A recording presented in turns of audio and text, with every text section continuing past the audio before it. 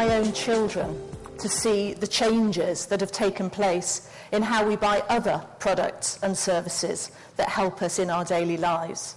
So just in the last 5 to 10 years, we've seen online banking and shopping, smartphones, etc., and the list goes on. Just the other night, my 8-year-old came downstairs and said, "Oh, Mummy, I've finished my book. I need another one." So I said, "Okay." And we sat on the sofa with his Kindle, and we downloaded another book for him. Now, when I was 8, and I was a prolific reader as well, I probably would have had to have waited until Saturday to go to the shops with my parents to go and choose a book. But things have changed so much, and William, my son, really doesn't realise, how lucky he is. So we've all become much more aware of all the choices that are available to us, and we're taking much more control over the way that we're buying things and what we're buying.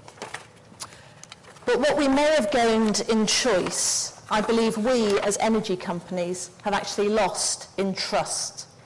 Customers no longer trust energy companies to do the right thing for them, and this just can't go on. I remember talking to Tony when he first came back from Germany. He'd been out there for 5 years, and he was really shocked at the deterioration in the relationship that the energy companies had with their customers. Tony's reflection was that when he went around and talked to all of my colleagues, they're all committed to helping customers save energy and manage their bills. They don't come into work to upset customers and to give them a bad day. They came there really to help customers. But our stakeholders, and many of those customers, just didn't trust us. They weren't particularly interested in their energy consumption. They were suspicious of any improvements or help we tried to give.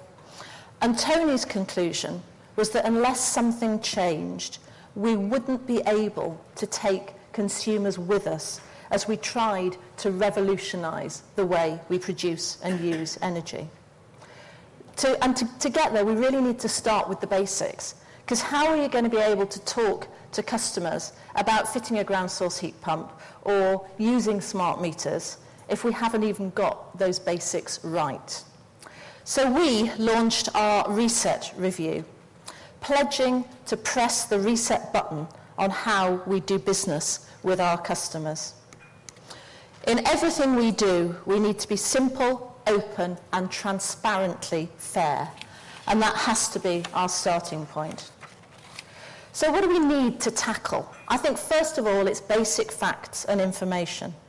How much money do we make as a business? And what makes up a customer's bill? Our latest results were published earlier this month, and we were really keen to get all those figures out there in a way that customers could understand. So we provided a breakdown on our website, but we also took space in national newspapers to get it out there as an advertisement that people could read, over their breakfast in the morning. So last year, our retail business made a profit of 340 million, which was down nearly 8% from the previous year.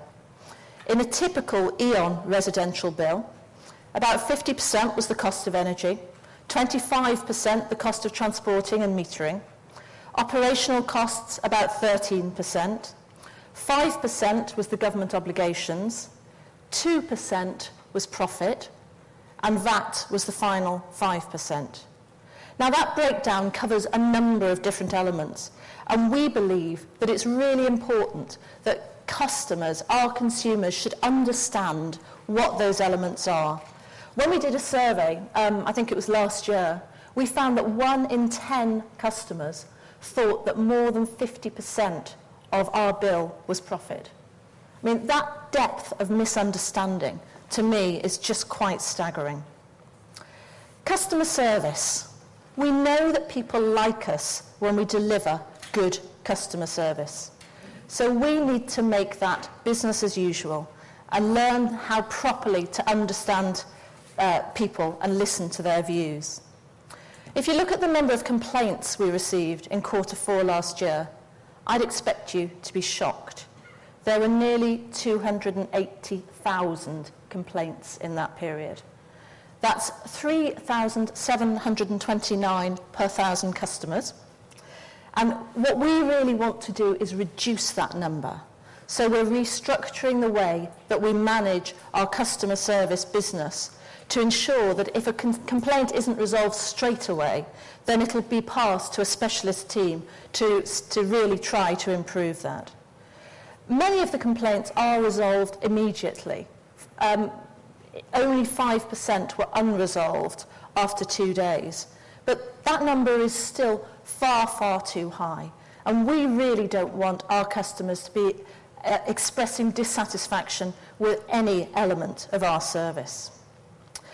To show customers that we take this seriously, we recently announced that we will actually publish more information about the number of complaints that we receive, about what those complaints are about, the sort of areas, and what we're doing to resolve it. Complexity of tariffs. We've heard a lot about how consumers are not happy around how complicated tariffs are. So what we are doing is both trying to reduce the number of those tariffs and also to reduce their complexity. We no longer offer the so-called deep discounts to new customers, and from the 2nd of April this year, we will offer all tariffs regardless of how a customer contacts us. All tariffs in all channels. So if they want an online tariff, they'll be able to sign up over the phone, in a supermarket, as well as, obviously, on the website.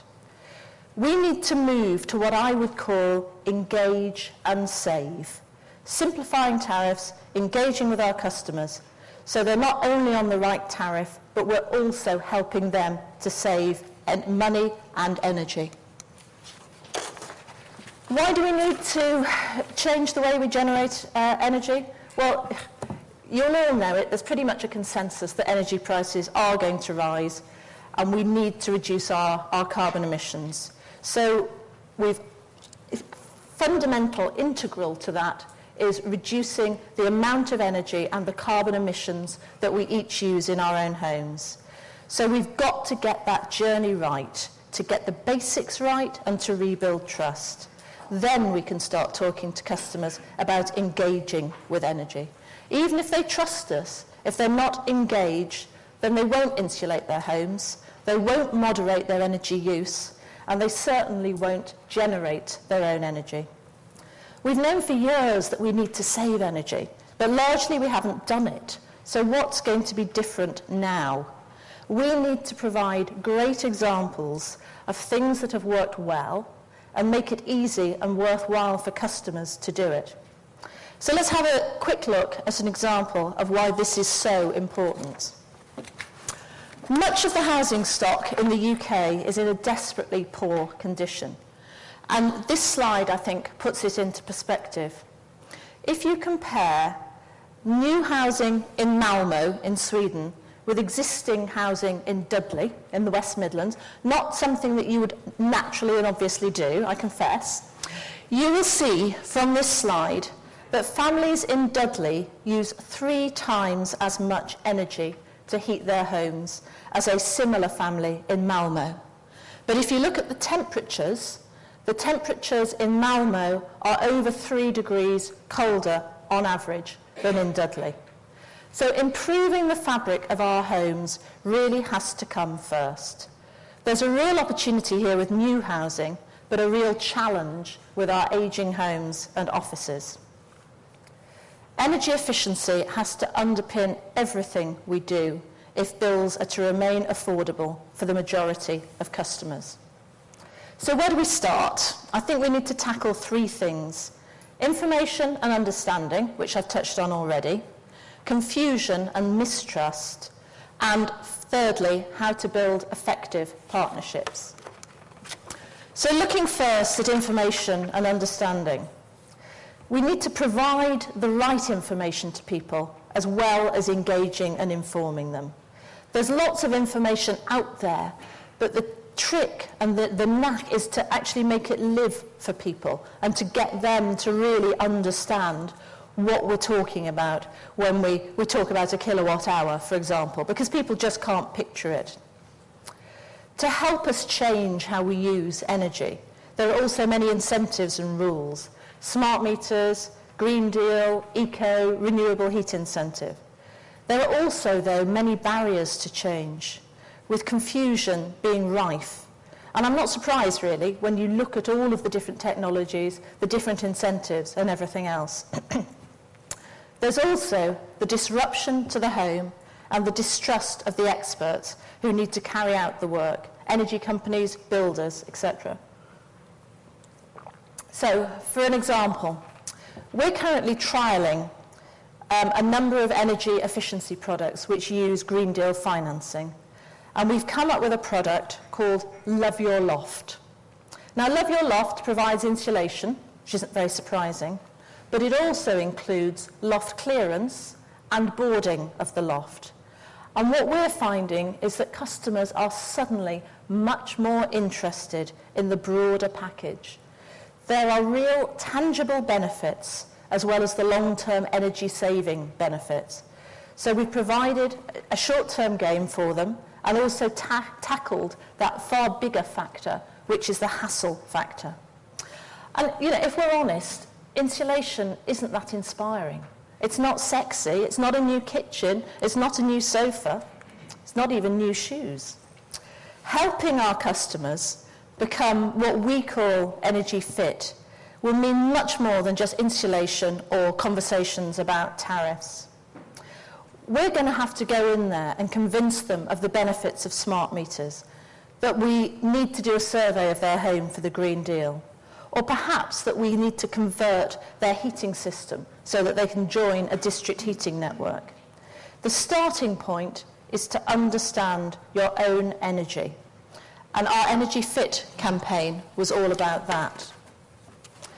We wanted to build knowledge and empower customers to understand how much energy they use and how they can save energy and save money.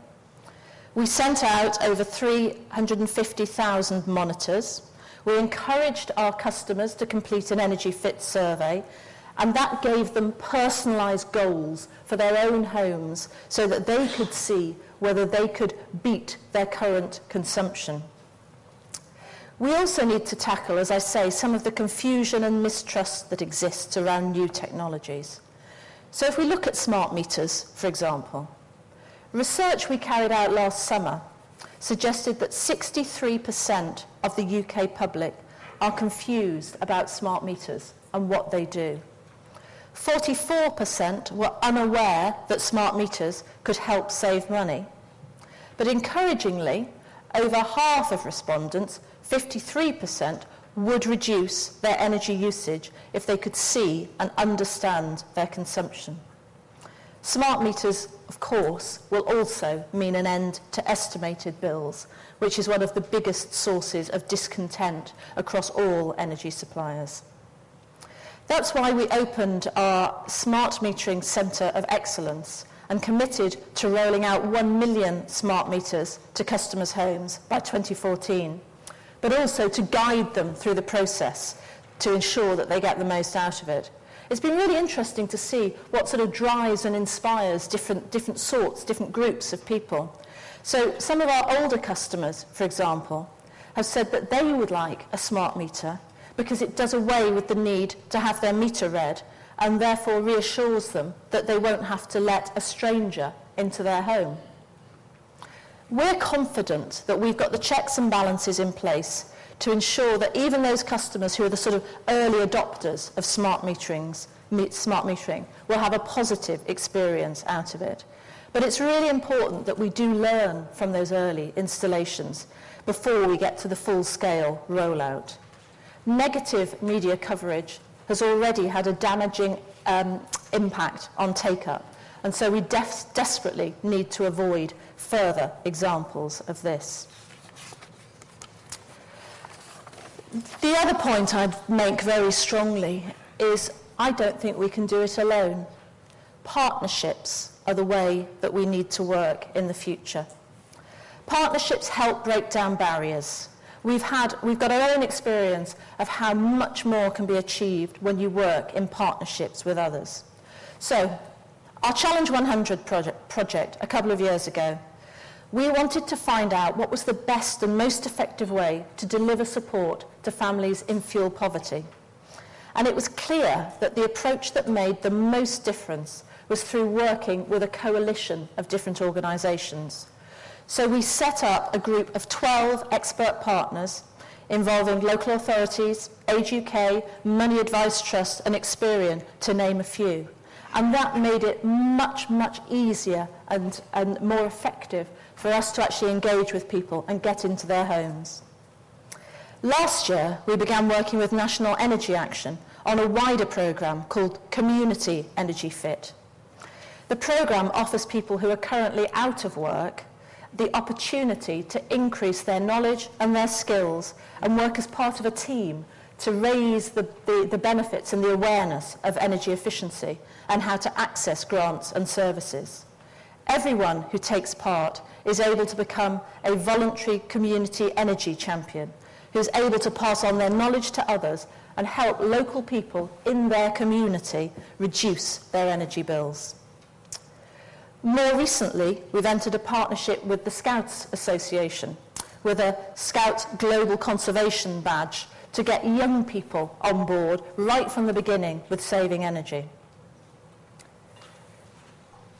I said earlier that it's difficult to make what we do interesting or appealing in the same way as a sofa or a kitchen. You have to work much harder to engage. We've currently got a pilot house at Nottingham University where we've transformed a 1930s house into an energy-efficient home of the future. And it's only by bringing to life those sorts of changes that we can actually demonstrate to people what a huge difference it will make. If I take this just one step further, because I've got an amber light now, working in partnership with a range of organisations can really help, and I think local authorities are particularly helpful on this basis. Over the past year, we've been growing and developing city partnerships with local authorities across the UK. And working with Stoke City Council, for example, we've been fitting solar panels on social housing and working with trusted local partners to both bring jobs to the region and also to create that virtuous circle of trust within a region. Ultimately, and this is my final slide, I think everything I've talked about this morning is around responsibility. I think I've made it clear that E.ON is very much taking responsibility for trying to turn around that relationship that we've got with our customers. But it's not just about us. I think it's also incumbent on the government, on the media, and on other consumer bodies to also adopt that responsibility to provide accurate information about the industry to the public. So, for example, when Ofgem launched its retail market review, the rhetoric it used at the time led to headlines of profiteering and rip-off across large sections of the press. The leader of the Labour Party tends to talk about energy companies as predators and suggest that customers are being ripped off and that the market is rigged. None of this is going to help in building trust and leading towards that engagement with consumers. So what I'd just like to conclude with is by calling on all of you here today, many of whom, of course, are also in the industry. I think we all need to work together, building trust together, working with customers in partnership, directly, working with experts, working with regulators, and working with politicians. I think we all have a responsibility in getting customers on board with the new energy revolution. And I hope that all of you are prepared to accept that challenge. Thank you.